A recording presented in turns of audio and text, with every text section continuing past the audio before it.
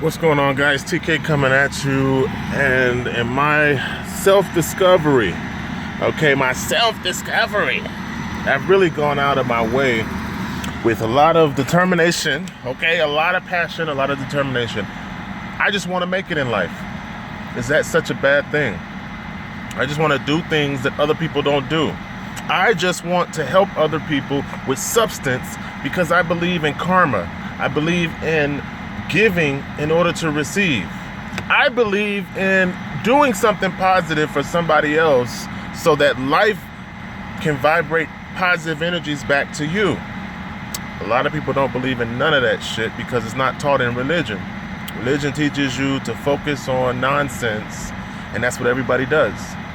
But no one's concentrating on elevating your spirit, raising your vibrational level, creating positive energy that gets sent out so that you receive positive energy back. No one's focused on that. That's considered nonsense, where I consider religion nonsense. But my point is, you have powerful people who do accomplish things in life, right? Like, let me give you an example. Robert Kiyosaki, Rich Dad, Poor Dad. A lot of people don't even know who the hell that is. I was talking to a guy at work and he was like, who is that? So you have somebody who grew up on the poor side and the rich side telling you from the inside out, look, I've been there, I've done it. Listen to me when I say that systems is how rich people stay rich. Because they use financial systems to move forward, to keep their money working for them. And in my own studying, I've come to the ownership and the same understanding that it takes financial systems that you have to put in place in order for you to move forward. So I have been constantly looking for different systems that allow me to make money, right? Allow my money to work for me.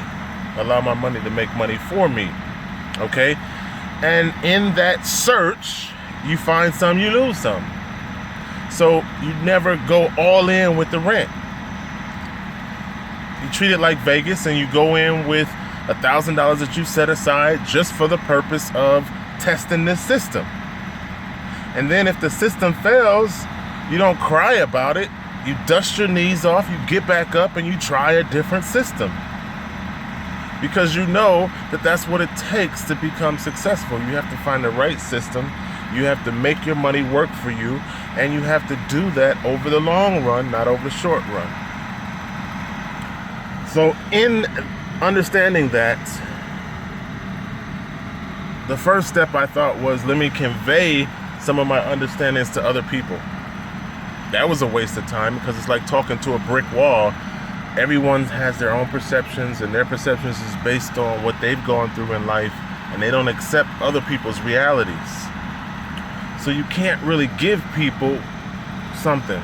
You know, they always say when the rich find something that keeps them richer, they keep it to themselves. Because the last thing they're going to do is tell you about it. If they have an inside tip when the stock market wasn't manipulated by high frequency trading computers, if they had an inside tip in stock, the last thing they're going to do is tell you. They're just going to make money for themselves and get a bigger Benz. And that mentality within upper echelon circles is solely about the fact that people who are not on that level can't handle that level of information. In another video, I gave you an example how last Christmas I gave everyone in my shop for Christmas gold because I believe in systems. So when I purchase gold, I do it through financial payment systems that reward me if I get other people involved in those systems. I have carat bars, I have ISN coins for silver, and then I also have Swiss Global or Swiss Gold Global. And those are payment systems that allow me to acquire gold and silver. But I also have a retail system. There's a company that I basically can order like shopping on Amazon, and the gold comes straight to my house. So I look for systems. I look for programs that allow my money to get a job.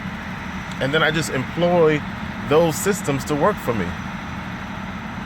Now, when I present these systems to other people, do people say, oh yes, I'm interested in gold and silver and I want to buy it through a payment referral system, some sort of leveraged payment system, because a leveraged payment system makes more sense than buying gold and silver through retail? People don't say that. So everybody's like, well, you're not very successful because you're not very good at getting people involved in all of these systems. And I always tell people that I don't really give a F whether or not the seeds that I drop fall on concrete or not. My job is not to look back and see if it fell on fertile ground. My job is to tell you, hey, look, rich people use these systems. Leverage-based payment systems are smarter than retail.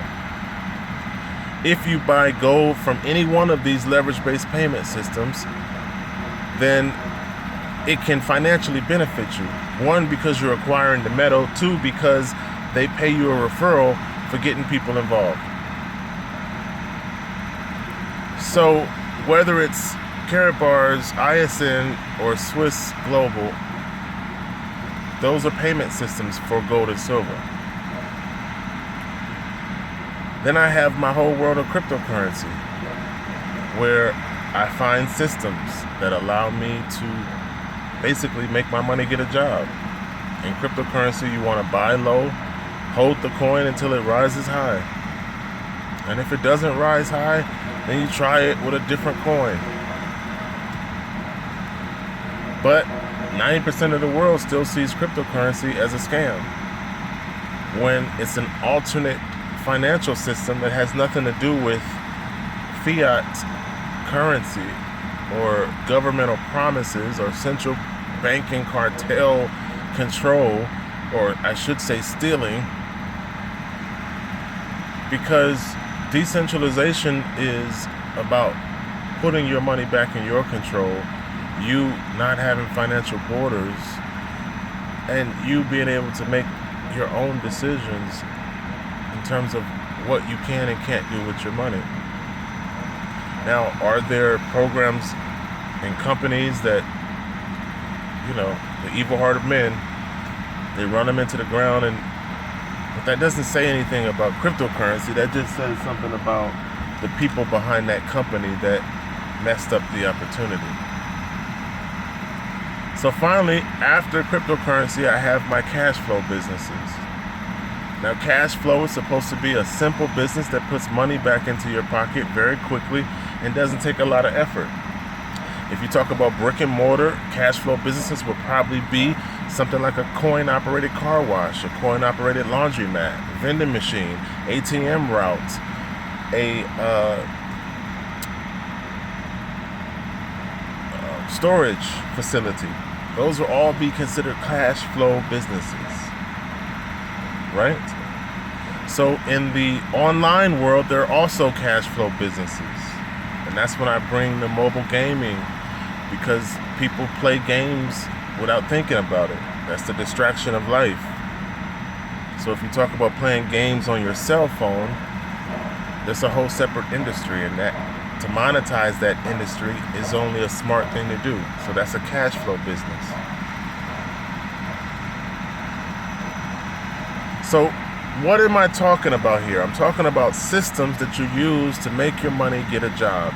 The only system you've been taught from the day you enter programming is working at McDonald's. In other words, 9 to 5 is the only system that you employ to get further. So in terms of getting a job, you should get a job that pays you comfortably, where you can afford to have spendable income. And then take your spendable income and throw that into some sort of other system that doesn't require you to be there for 40 years before you see a return.